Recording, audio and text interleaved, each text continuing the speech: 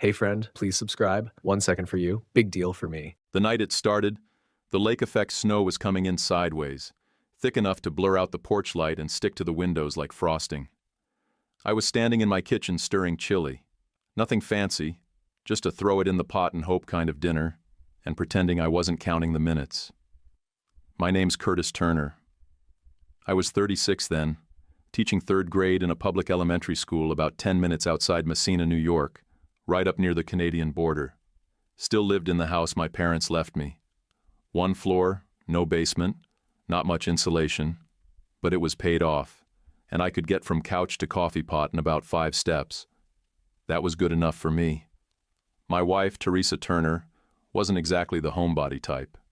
She was 35 at the time and ran logistics ops for her family's regional freight business. She spent more time at off-site conferences than I spent sleeping. Sometimes she'd text from Pennsylvania, sometimes Connecticut, once from St. Louis like it was no big deal. I'd quit asking questions years ago. That night, I had her favorite cheap apple pie from the store on the counter, trying to make it feel like something. She was supposed to be home by 8. She called a little before 9. "Roads are trashed," she said. "All the hotels are booked. I'll probably stay overnight near Watertown." Her voice was clipped, professional, like I was a client wasting her time. Before I could say anything, she added, "Don't wait up," and hung up. Quick note. Before listening, share in the comments which city or country you're watching from. And let's continue. I just stood there, holding the phone like an idiot. I didn't believe the hotel thing. Teresa always had a plan. Always. If she was stuck, it was because she wanted to be. 20 minutes later, somebody banged on the front door. Not a polite knock. 3 hard thumps. Urgent, like whoever it was didn't want to be out there a second longer. I figured maybe one of the neighbors had spun out or needed help digging a car out. I opened the door and saw a man in his late 60s, bundled up like he was headed for the Arctic. Big brown coat, heavy gloves, snow crusted around his hood. Beside him sat a golden retriever, tail thumping slow, snow packed around his legs like he'd been out a while. The dog didn't bark or jump, just looked up at me, calm and tired.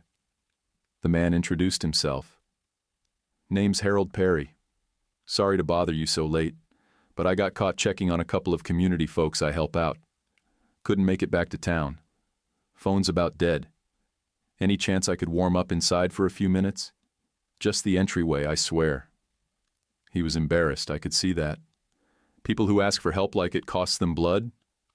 That's real. I opened the door wider. "Come in. Take your boots off. I've got the stove going." I set him up at the kitchen table with a mug of tea. The dog, he said the name was Jasper, sniffed around, slow, respectful. Not a stray. Definitely not wild. Perry explained that he worked with a volunteer canine group. Not official police stuff, more transport and fostering. Said he'd found Jasper limping by the side of a county road a few days earlier. No tags, no chip, but clearly trained. "He's been calm since I picked him up," Perry said. "Friendly, bit cautious, but tonight's different." I nodded, half listening, half wondering if Teresa would even bother texting again. Jasper paced the house like he knew it. He didn't jump on furniture, didn't beg, just wandered, tail low. Then he stopped at the door to Teresa's little home office. It used to be my dad's den, back when this was his place. Now it was where Teresa kept her company files, which she never let me near. Jasper stepped forward, nose twitching, then pressed his snout to one of the desk drawers. It was locked, always was. His body went stiff, his ears flattened, and then he growled, low, steady, like he was warning a stranger off. A second later, he started scratching at the wood like his life depended on it. "Hey, hey," I said, stepping over. "Easy, boy." Perry stood up fast, snapped his fingers and said, "Leave it." Calm. Practiced. The kind of voice people use when they've worked with dogs that actually listen. Jasper backed off, but he didn't take his eyes off that drawer. I didn't either. Perry stood next to the table, hand still hovering midair like he expected Jasper to make another move. The dog didn't. But his eyes didn't budge either, fixed on that drawer like it had kicked him once and owed him an apology. "That one's my wife's," I said, nodding toward it. "She keeps business stuff in there. Contracts, logistics forms. Her company's got her on the road more than she's home, so she uses this space to catch up." Perry gave a polite nod. No judgment, no comments. But something in his expression shifted, like a switch flipping behind the eyes. He wasn't just some stranded neighbor anymore. He was processing, collecting details like a guy who knew how to read a situation. Outside, the wind hadn't let up. It kept throwing snow against the house in gusts, loud enough to drown out the hum of the fridge. I grabbed a spare blanket from the hall closet and tossed it over the couch. Perry tried to wave me off. "I'll be out of your hair soon," he said. "Just needed a few minutes." His hands were trembling slightly, even with gloves on. I didn't make a big thing of it. Just pointed to the couch. "Storm's not going anywhere tonight. Might as well be warm." He gave in after a moment, sat down stiffly, and pulled the blanket across his lap. Jasper curled up at the foot of the couch, but his eyes kept darting toward the den, like he was waiting for something else to happen. I turned off the kitchen light and headed to bed, but I didn't get much sleep. Not because I thought Perry was some kind of criminal. He was calm, careful, almost too polite. But Jasper's reaction wouldn't stop looping in my head. That growl wasn't fear. It wasn't aggression either. It was personal. That dog had smelled something inside that drawer, and it hit a nerve. By morning, the snow had gone from loud to heavy, thick and wet, like it was trying to bury the whole world. I made eggs and toast while Perry washed his hands at the kitchen sink, then set a bowl of water on the floor for Jasper and split some bacon between his plate and a paper towel for the dog. Jasper didn't move until Perry gave a little nod. Then he patted over, sat politely, and waited again. The kind of training that doesn't happen in a backyard. That dog had lived with someone who cared. Not just put food in the bowl kind of care. Real, structured care.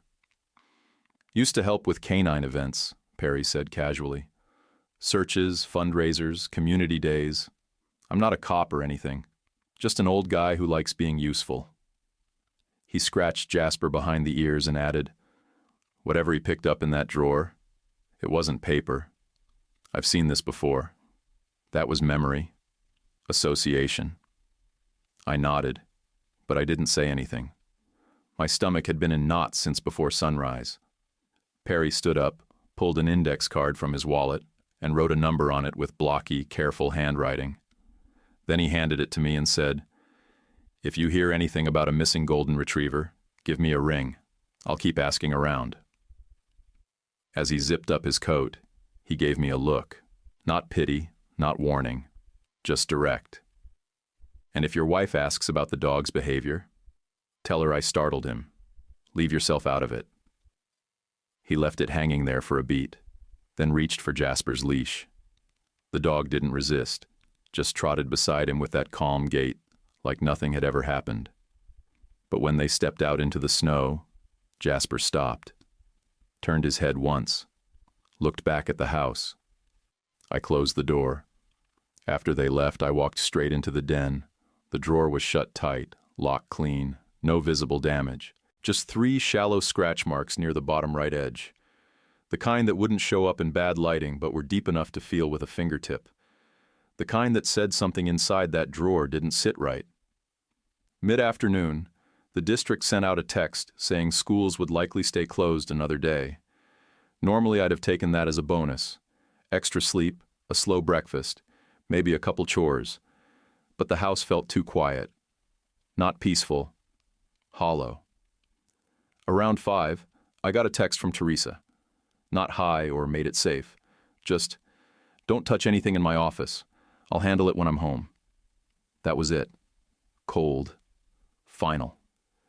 I stared at the screen for a long time. Could have been coincidence. Maybe she was being practical. Maybe she'd had a long night.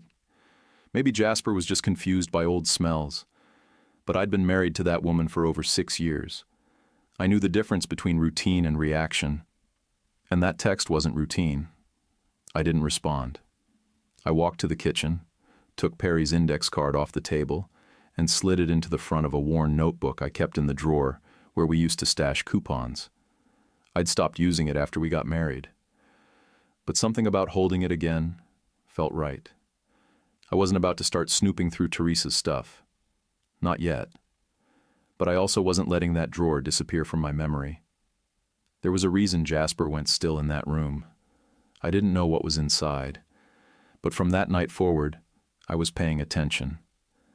The front door opened a little after 6 in the morning, and I knew it was Teresa before I even turned around. Not because she made noise, she rarely did, but because the air in the house shifted. She came in with that fast, efficient walk like she was late for something, coat still on, rolling suitcase left by the door. She looked wrecked in the way only people with control issues ever do. Her face was pale, eyes tired, but her hair was perfect. Not slept on, not messy. Controlled. She walked past me like I was a chair that had been moved an inch out of place. I stepped toward her anyway, and wrapped my arms around her shoulders. For half a second she stiffened. Just a half beat. Enough for me to feel it. Then I caught the smell. It wasn't her usual clean citrus soap. This was heavier, floral, expensive. The kind of perfume that lingers on coats and doesn't belong in my small kitchen. "You okay?" I asked. "Want some coffee?" She pulled back and gave me a look like I'd asked her for a favor she didn't owe me. "I have a call at 9, she said. "I need sleep." No apology, no explanation. She went straight down the hall and shut the bedroom door with a soft click that somehow felt louder than a slam. Teresa had always traveled. That part wasn't new. But this was different. There was an edge to her that morning, sharp and restless, like she was irritated by the fact that I existed in the same space. Looking back, that's what people do when they're trying to keep you off balance. They act like you're the problem for noticing. I stood there a moment, then picked up her coat from the back of the chair to hang it. As I lifted it, something slipped out of the inside pocket and hit the hardwood with a clean, hollow sound. A key. Small, brass, not a house key. Too short, too specific. I stared at it in my palm longer than I want to admit. My first instinct was to put it back and pretend I hadn't seen it. That's what a lot of people would have done. That's what Teresa counted on. But Jasper hadn't scratched that drawer for nothing. Teresa hadn't sent that text unless she thought I might find something. And Perry hadn't looked at me the way he did unless he thought I was standing next to a problem I hadn't named yet. I went into the den and shut the door behind me. The desk was exactly how Teresa left it. Neat, organized, locked drawer right where it always was. I slid the key in and turned it. The lock opened smooth. Too smooth. Like it got used a lot. I pulled the brass key back out and slipped it into my pocket before I even looked inside. Inside were folders stacked neatly, envelopes labeled in Teresa's tight handwriting, a couple of receipts folded clean. All boring, all normal, until my eyes caught something that didn't belong. A watch. It was a women's bracelet watch, silver-toned, thin band, small face, delicate in a way that suggested it wasn't meant for daily wear. It wasn't tossed in there either. It had been placed carefully, wrapped in a soft cloth. I picked it up and flipped it over. The engraving hit me right in the chest. Kayla Hill, 30th birthday. Clean lettering. Professional. A gift. Personal. Not something you misplace.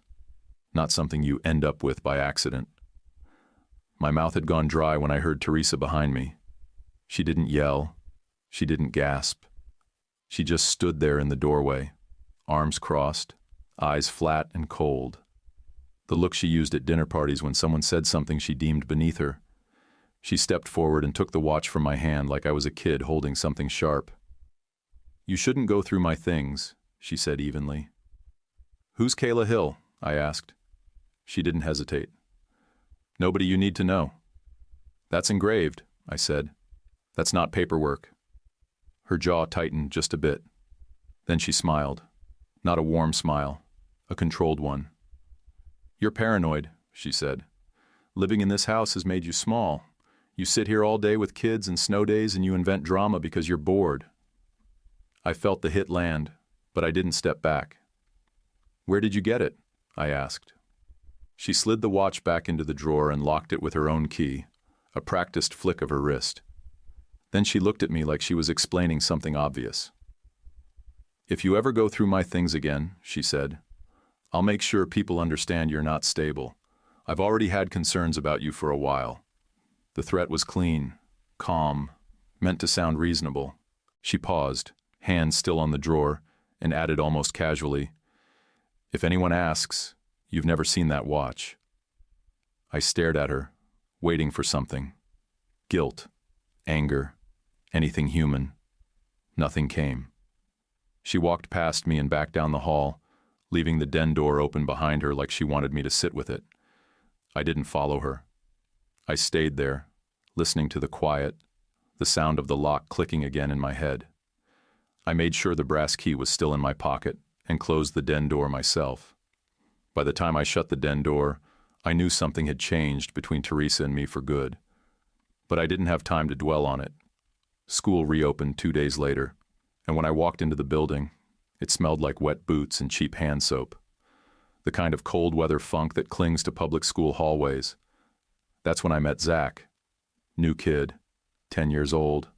Skinny, pale, hair a little too short on the sides like someone had buzzed it in a hurry. What stood out, though, was his expression. Calm, quiet, and dead tired. Not in a sleepy way. This was the kind of tired you see on guys waiting at the DMV with overdue child support and no backup plan. He didn't smile when I introduced him to the class. He nodded like he'd already been through it a dozen times and didn't expect it to go well. And he was right. My class had a few kids who liked to push buttons just to see what happened. They noticed Zach's silence immediately, like it was an invitation. It started small, whispering when he got answers right, snickering when he hesitated, bumping into his desk like it was an accident. Zach didn't blow up. He didn't cry. He just started muttering little one-liners under his breath, dry as toast, like he was narrating the whole disaster for an imaginary audience. When one kid accidentally knocked his math book off the table, Zach said, "Wow, physics is wild today." When another moved his backpack 3 seats over and pretended it wasn't a big deal, Zach just blinked and said, "Guess it walked off. Happens." It was funny. Not in a ha-ha way. In the way where you laugh because you don't want to punch something. I shut it down the same way I always do. No big speeches, no fake bonding moments, just clear rules and follow through. The second time someone touched his stuff, they lost recess. A third incident? Parent call. Fast, boring justice. That's how kids learn. Still, Zach wasn't just dealing with schoolyard nonsense. You could see it in his shoulders. Tense, hunched, like he was bracing for something heavier than name-calling. During recess duty that Friday, he hovered near the jungle gym for a bit, then slowly drifted toward me like he wasn't sure if he was allowed. "Can I ask something kind of weird?" he said, hands jammed into his coat pockets. "Sure," I said. "Do teachers ever get tired of fixing other people's problems?" I looked at him. All the time. Zach nodded like that was the answer he was hoping for. "Cool. So you're qualified." It made me laugh a little. Not much.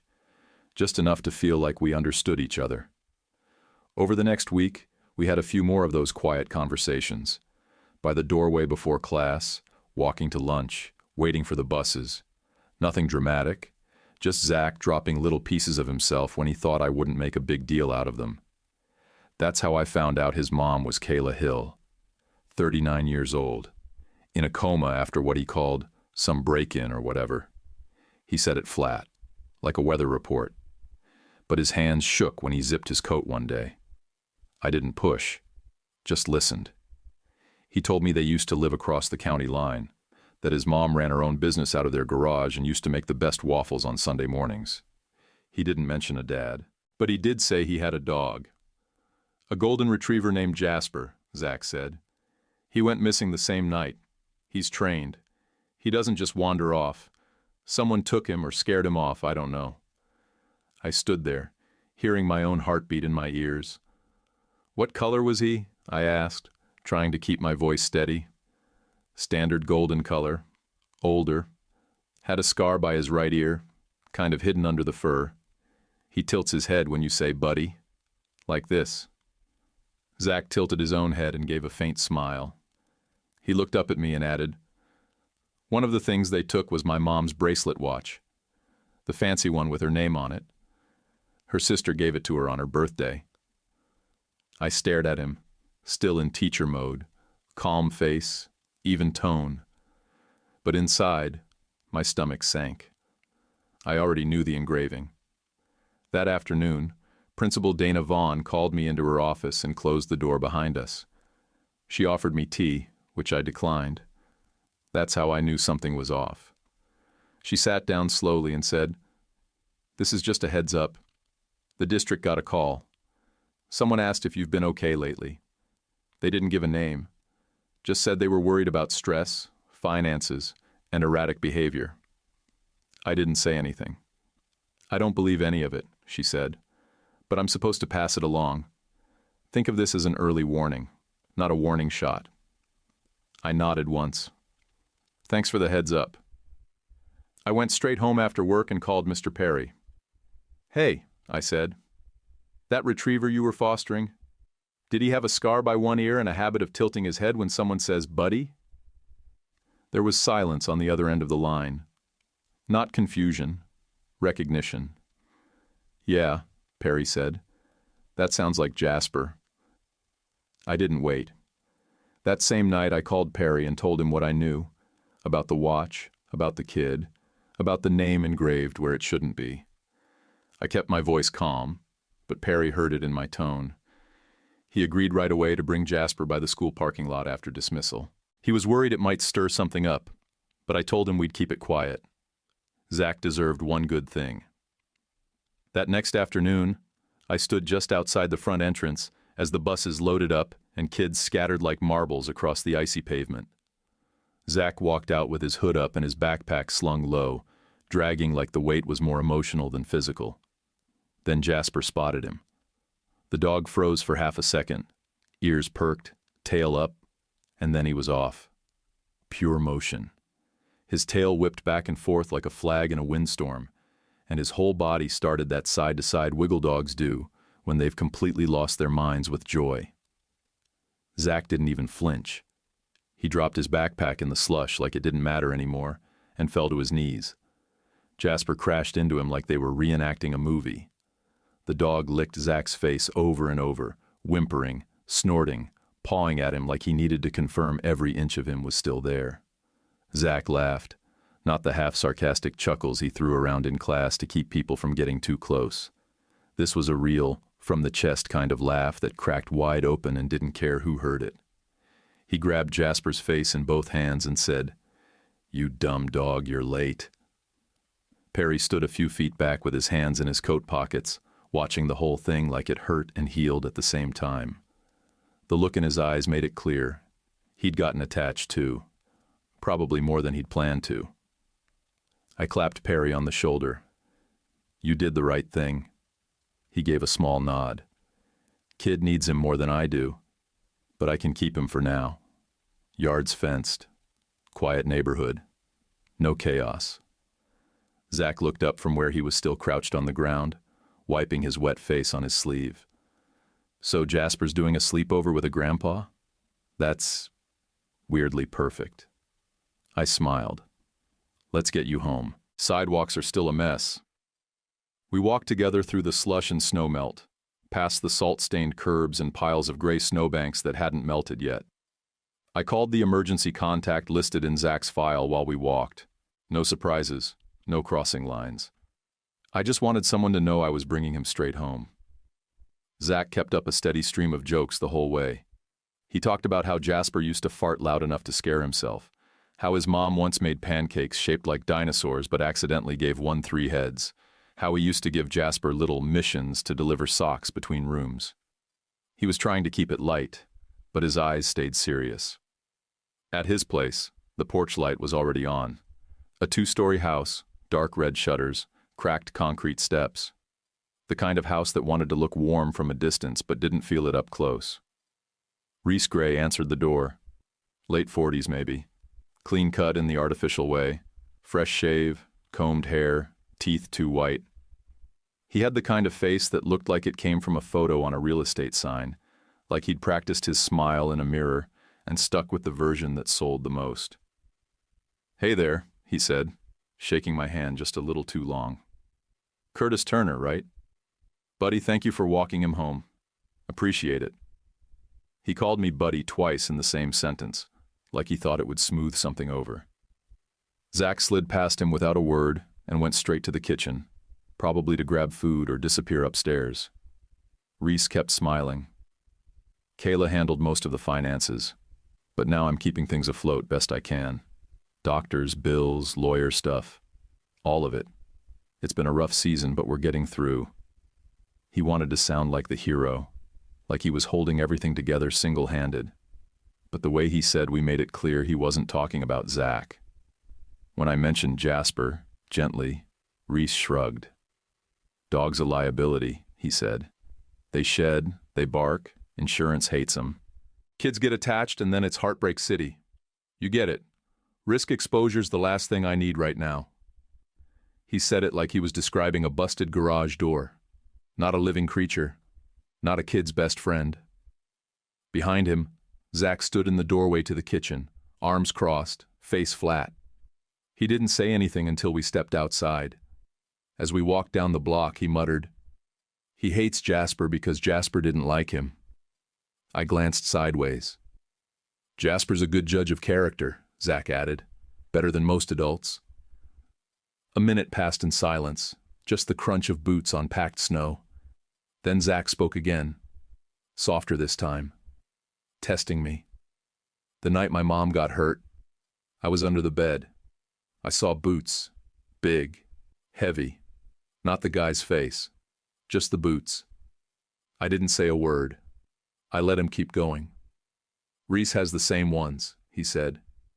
'I know it doesn't prove anything. Could be a coincidence. Like how it's a coincidence your wife is never home.' He blinked hard and looked away. 'Sorry. That was a bad joke.' I didn't answer. I just walked him to the end of the street and watched him go inside. That night, I sat on the edge of my bed with the lights off for a long time. I thought about the smell on Teresa's coat, the way she touched that drawer like it was hers, and mine was to stay in the dark, the way Jasper had gone stiff. Then I picked up the phone and called the non-emergency number for the county sheriff's office. I asked if I could speak with the detective assigned to the Kayla Hill home invasion. The woman on the other end put me on hold, then came back and transferred me. "Detective Elena Marwick speaking." Her voice was sharp, but not harsh. I told her who I was, what I did, and that I had a dog in my life who might be part of her case. I said I wasn't trying to accuse anyone. I just thought something might matter, even if I couldn't prove it yet. She didn't hang up. She said, "Go on." Detective Marwick said, "Go on." And I did. Everything I could tell her without sounding like a man chasing shadows. But the next real blow came at home. That weekend, Teresa was back in the house like nothing had happened. She moved through the kitchen with her mug of tea, checking her phone, making notes in a planner she never let me read. I waited until the moment felt halfway calm, then I brought up the watch again. I didn't accuse her. I asked, plain and careful, "That bracelet watch in your drawer, are you ever going to tell me where it came from?" She didn't raise her voice, didn't flinch. She just turned slightly, placed one hand on the locked drawer like she was shielding it from wind, and gave me that slow, patient tone people use with toddlers. "It's work paperwork, Curtis. You're inventing things again." It wasn't a denial. It was a performance. Like she was already practicing what she'd say to someone else about the interaction. She reached across the counter and touched my wrist like it was part of the script. "I think the stress from teaching is finally catching up with you. You haven't been sleeping. You've been quiet." "I'm quiet because I'm thinking," I said. Exactly, she said. And spiraling. You should talk to someone before you embarrass yourself. She said embarrass the way some people say self-destruct. Real soft, but with barbed wire underneath. Then, like it was no big thing, she added, I already mentioned it to someone at the district. They've got support resources. It's totally confidential. I didn't answer. I just stared at her. She smiled and walked off like she'd solved a problem. The next day, Principal Vaughn asked if I could swing by her office after lunch. She closed the door and said HR wanted to schedule a wellness meeting. Language I'd never heard directed at me before. They were checking in about stress, work-life balance, fitness for duty. Vaughn looked uncomfortable even reading the phrases off her notes. That's when I understood what Teresa was doing. She wasn't just hiding something. She was building a narrative, one where I was unreliable, paranoid, one where, if I ever opened my mouth, people would smile kindly and dismiss it as burnout or instability. And then Reese showed up again, this time in my inbox. The email was casual, overly friendly. Said he wanted to offer me cash to tutor Zach privately. Said Zach responds well to male role models, and he wanted to create a stable routine. The words looked nice, but the tone read like surveillance, like he was fishing to see what I knew, or worse, to get closer to whatever I might be watching. I wrote back a short, polite no, told him I wasn't taking private students. He replied within the hour with a smiley face at the end of his message that didn't match the words. No worries, we all have choices. That line stuck in my head longer than it should have. I forwarded the exchange to Principal Vaughn and copied Detective Marwick, just so there'd be a record, just in case. I didn't tell Teresa. I didn't say a word. I just started keeping a notebook in my glove compartment. Nothing dramatic, just dates, notes, Teresa's travel schedules, when she came home angry, when she left and didn't say where she was going, when I got calls from HR, when Reese reached out again. I felt stupid doing it at first, like one of those guys who starts writing everything down like it's evidence. But I also felt a little less alone. The only adult I actually trusted enough to talk to was Perry. I told him the basics, no names, no drama, just that I felt like I was being turned into someone I wasn't. He sat across from me in his kitchen, pouring coffee for both of us, and said, "You ever notice how manipulators never try to disprove the truth? They just go after whoever's saying it." Then he leaned forward and said, "She's not fighting what you know. She's fighting you, trying to make you the unreliable narrator." He was right.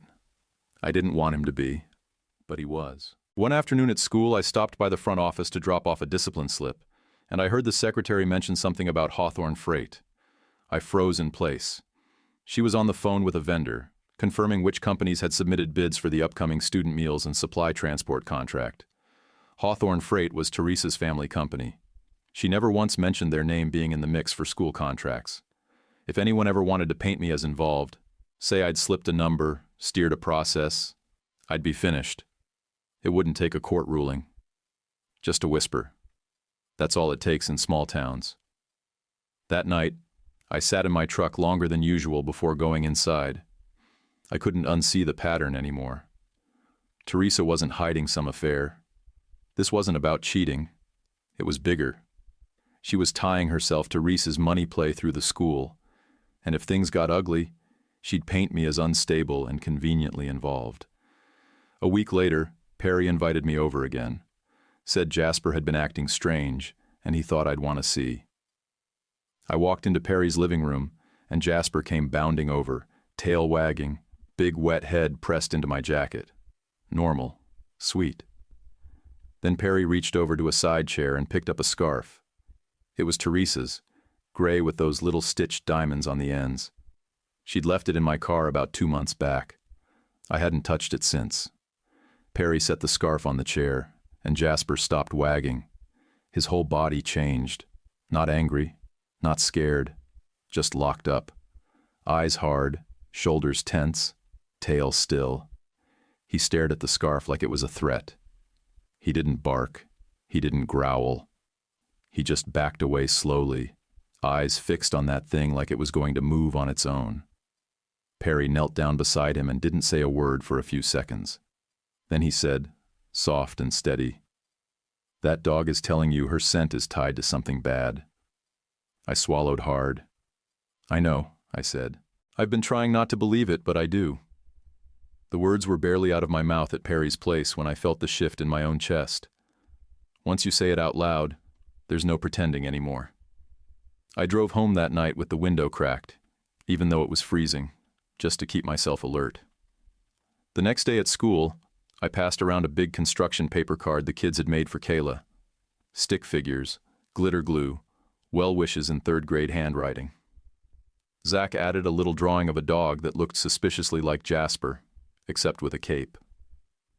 I brought it to the hospital that afternoon after work and asked the front desk to pass it along. Didn't expect anything.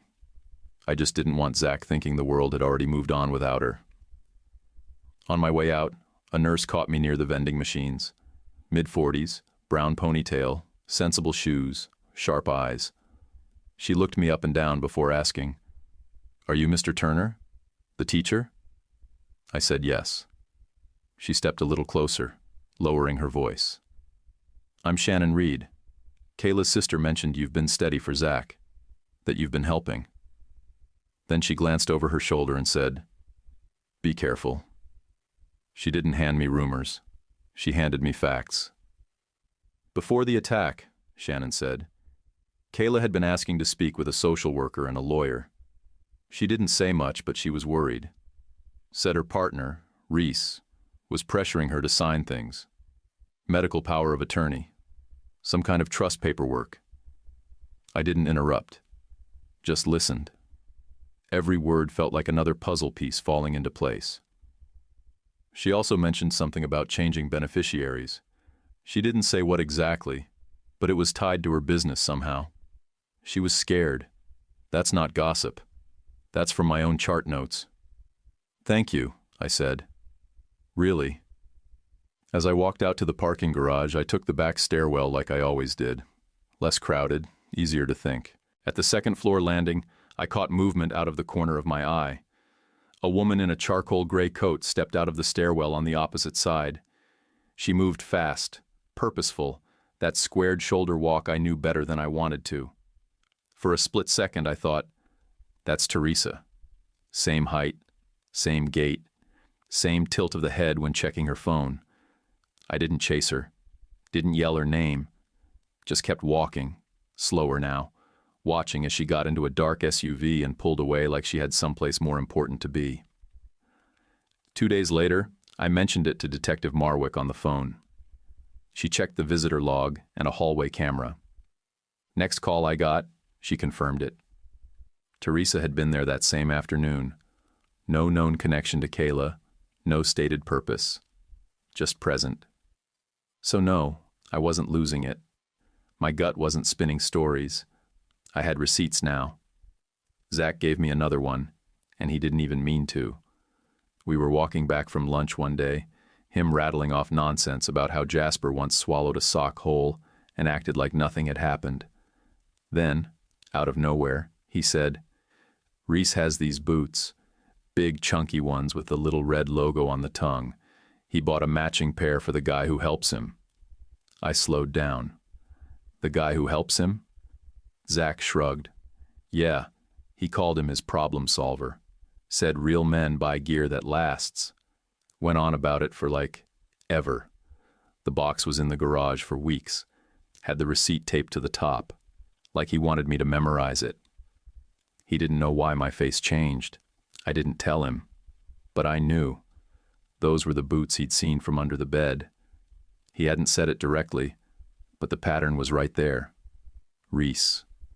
Matching boots. The night of the attack. Teresa showing up at the hospital like a ghost. I told Perry everything. Every single piece. He didn't flinch. He just said, "You need to stop playing defense." So I made a move. Bought a dash cam at the Walmart across the highway. Cheap model, nothing fancy. Mounted it in my truck with adhesive strips and pointed it straight down my driveway. If Teresa or Reese wanted to try something on home turf, I'd have timestamps and video. No more hearsay. No more he said, she said. Funny thing, right after that, Teresa started acting sweet. Not fake sweet, professional sweet, like a company rep handling a high-risk client. She made dinner, asked about my class, even offered to go for a drive together one night to reset things. I didn't trust a second of it. That's the thing about manipulators. They always smile when they're loading the second bullet. The day after she made spaghetti and asked about my lesson plans, I got another HR email. Mandatory evaluation. Concerns raised. Formal tone. Time-stamped exactly 24 hours after Teresa had cooked dinner for the first time in 3 months. I sat in the staff bathroom for 10 minutes after reading it, just staring at the floor tiles. She wasn't trying to argue with me anymore. She was trying to disqualify me. Discredit, deconstruct. If she could make enough people believe I was unstable, she wouldn't need to win an argument. My truth would just sound like noise. And if she pushed hard enough, long enough, I might actually crack under the weight of trying to explain it. Perry called that night and asked if I wanted to stop by. Said Jasper was being strange again. When I got there, Perry didn't put on a show. He just confirmed what I'd already seen before. Jasper still reacted to Teresa's scent like it was tied to something dangerous. Perry looked me straight in the eye and said, "You don't have to convince everyone. Just one person who can prove it matters." "You don't need to lie," I told Marwick. "I've seen the watch, I've held it, and she told me to pretend I hadn't." I gave her every detail I had. The drawer, the text, the pressure, and the slow smear campaign Teresa had been building to make me look unstable. Marwick didn't flinch. She didn't pat me on the back or promise I was brave. She just said, "If they're trying to retrieve evidence, they'll come back for it." Then she asked if I'd cooperate with a controlled setup. Officers would be in the home, low profile. You'd give written consent. We'd stay out of sight. Done by the book. I said yes before she even finished the sentence.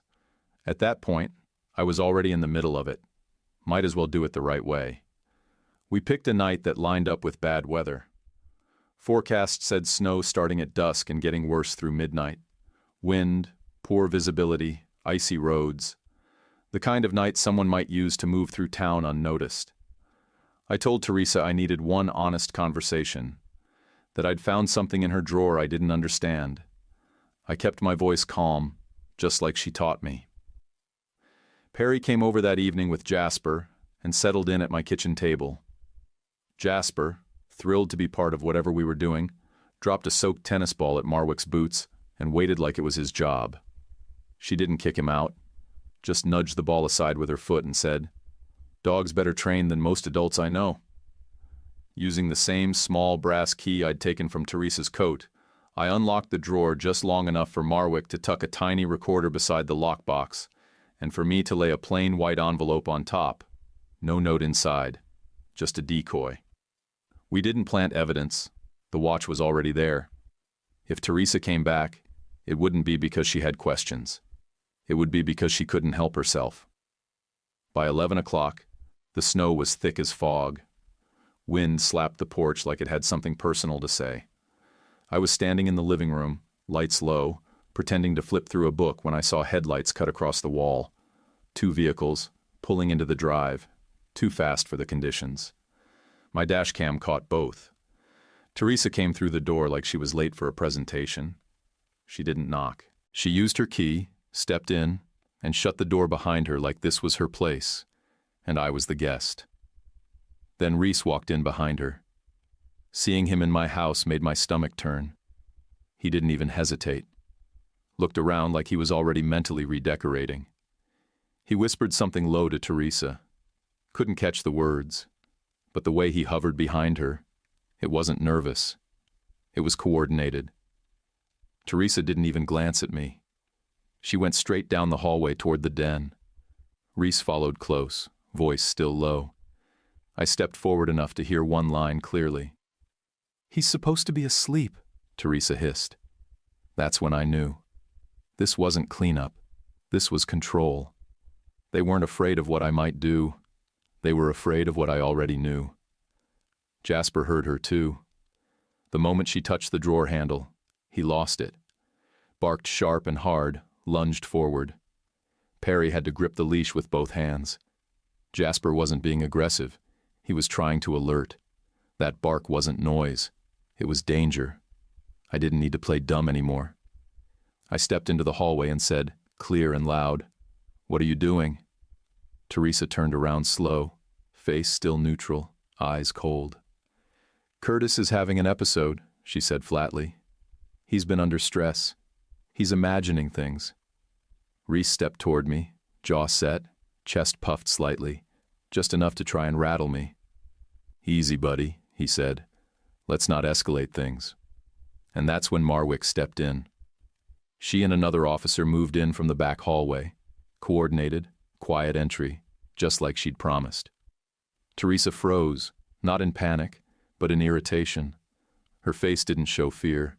It showed inconvenience. Marwick raised her hand and said, "Ma'am, step away from the drawer." But Teresa didn't. She yanked the drawer open fast, grabbed a cloth-wrapped object, and shoved it into her tote bag like she'd done it before. That was the tell. She didn't hesitate. She knew exactly where it was, exactly how it was packed. There was no searching, no guessing. Marwick moved fast. "Set the bag down," she ordered. Teresa tried to play calm, like she was just holding her own property, but Marwick already had gloves on and a body cam rolling. She opened the tote, pulled out the cloth, unwrapped it. Inside, the engraved bracelet watch. Kayla Hill, 30th birthday. But that wasn't all. Tucked beside it was a cheap flip phone, one of those throwaway burner models you buy with cash at a gas station. Marwick turned it on, scrolled quickly, then held it out for the other officer to witness. Message threads, names, dates, location pings, references to cash transfers, and a final note that said, "Get the dog out first. Makes her look weak. No witnesses." Perry hadn't moved. Jasper had gone quiet again, eyes locked on Teresa, tail low. He didn't need to bark now. The house was speaking for itself. Marwick photographed everything on her body cam, logged it out loud for the recording. Time, date, contents. Then she turned to Teresa and said, "You have the right to remain silent." Teresa didn't resist, but she did try one last move. "I want it on record," she said, smooth as ever, "that Curtis planted all of this. He's been erratic, unstable, you'll see. But that's why we'd done it this way. The dash cam, the audio recorder, Perry, Marwick, even Jasper. They could try to spin a story, but the timeline couldn't be bent. Not this time. The body cam footage, the dash cam timestamps, the messages on the burner phone, they all did their job. But that didn't mean I walked into school the next day like a man cleared. That's not how it works in a town like ours. People don't wait for court dates. They pick a version of the story that makes sense to them, then pass it around like a casserole. For 2 solid weeks I could feel it. Parents hesitating at pickup, colleagues pausing too long in the copy room, kids whispering just loud enough for me to hear, then going quiet when I turned around. HR still made me sit through their little wellness meeting. Nothing personal, just protocol. Teresa being arrested didn't cancel the paper trail she'd spent months building. She'd played it smart, planted doubt before I had a chance to get ahead of it. Bureaucracy doesn't care that your wife is wearing an orange jumpsuit. It cares about liability. Principal Vaughn was the exception. She looked me in the eye, didn't fake a smile, and said, "I'm glad you're still standing." Most wouldn't be. Zach stuck close, in the way only kids know how to do without making it obvious. He'd hang around after the bell, pretend he forgot something, then wander up to my desk with some weird fact about frogs or a joke that didn't quite land. One afternoon he said, "If anybody says you're the bad guy, I'll tell them my dog disagrees." I laughed harder than I'd laughed in months. About 3 weeks after the arrest, I got a call from Marwick. "Kayla's awake," she said. "Not fully steady, but aware." She asked about her son. I asked if I could visit, just once, to bring back something to Zach. Some proof that his mom was still his mom.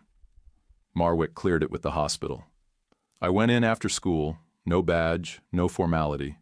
Just a plain visitor's sticker on my chest and a get-well drawing Zach had made that morning, with a superhero mom and a dog flying next to her. Kayla looked smaller than I expected, hollowed out from weeks of tubes and silence. But her eyes were sharp, awake, watching. I handed her the drawing and said, "Zach wanted you to have this." She didn't smile right away, but her hand tightened just slightly on the page, and her eyes didn't leave it. She whispered, hoarse but clear, "He's okay?" "Yeah," I said. "He's got good people watching out for him." She closed her eyes and breathed in slow, like she was finally allowed to. Then she looked straight at me and said, "She was there, Teresa. I know her voice." She couldn't speak for long, but she told me what mattered. Teresa wasn't a stranger to her. Their companies had overlapped. Teresa had tried to pitch some kind of partnership, something Kayla said smelled wrong from the start. She'd rejected it. Teresa hadn't liked that. "She doesn't yell," Kayla said. "She speaks low, sharp, like she wants to be the last voice in the room." Those were the exact words Teresa had used on me too many times to count. Later, Marwick explained the full picture. Reese hadn't just wanted money. He wanted full control, legal power, medical authority, access to assets. If Kayla died, he got it all. If she stayed in a coma, same thing. The plan worked either way, as long as nobody questioned it too soon. And if anyone did, make them look unstable. Teresa's family tried to pressure the county at first. Donations, old favors, whispers about reputation. But the burner phone, the messages, the recovered watch, that was a clean chain. One broken link, and it all unraveled. The school district pulled Hawthorne Freight from the transportation bid without making a scene. But locally, everyone knew. Teresa's name had weight before. After the arrest, that weight snapped the rope.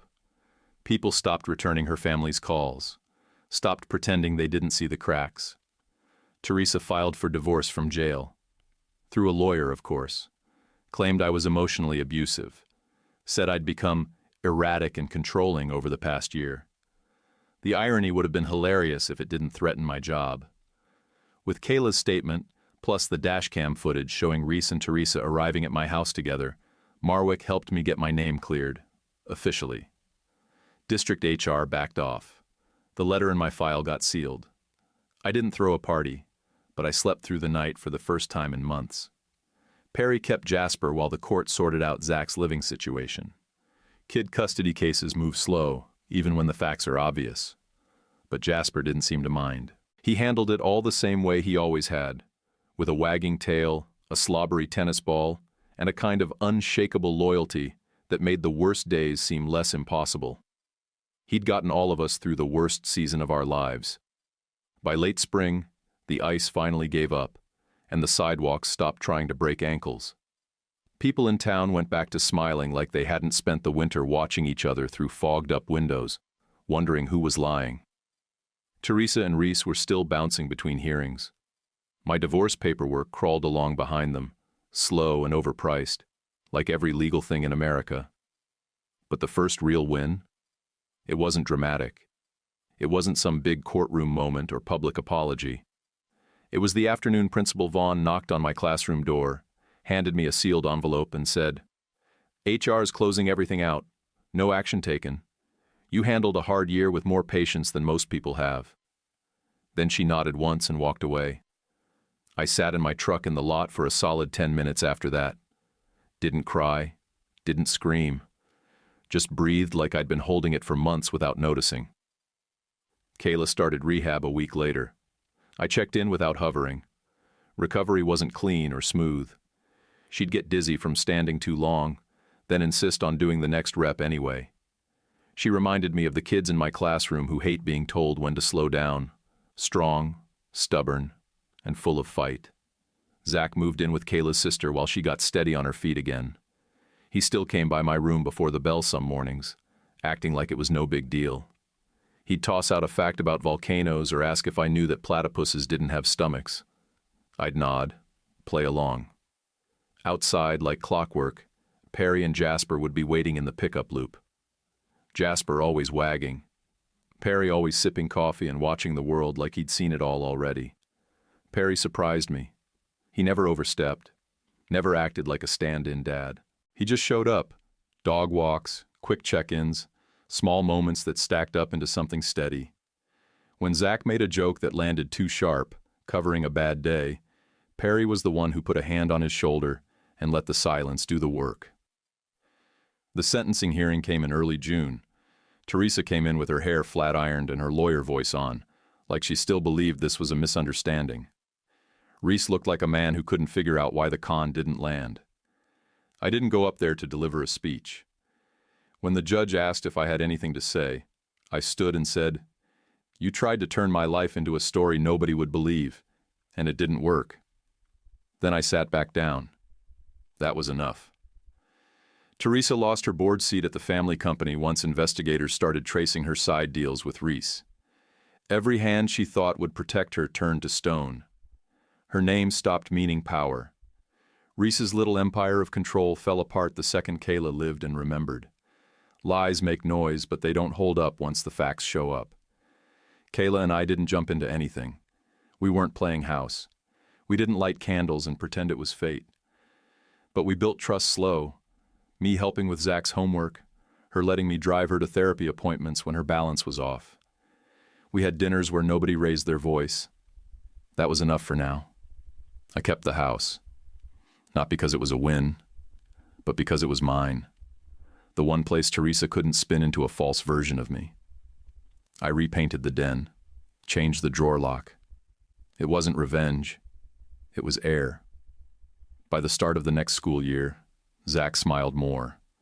Jasper kept being a goofball who acted like every stick in the yard was a trophy. And me? I got back to being what I've always been, a stubborn man who doesn't quit, especially when a kid's watching to see what that looks like. Before you head out, let me ask you this. If someone tried to rewrite your truth, would you stay quiet or fight back? If you've got hype, please tap it to support the video and help it reach more people. Please subscribe and like. It really matters. And leave a comment with your take, even just good story. Love you guys. YouTube picked this for you. Tap it. Let's see if they guessed right.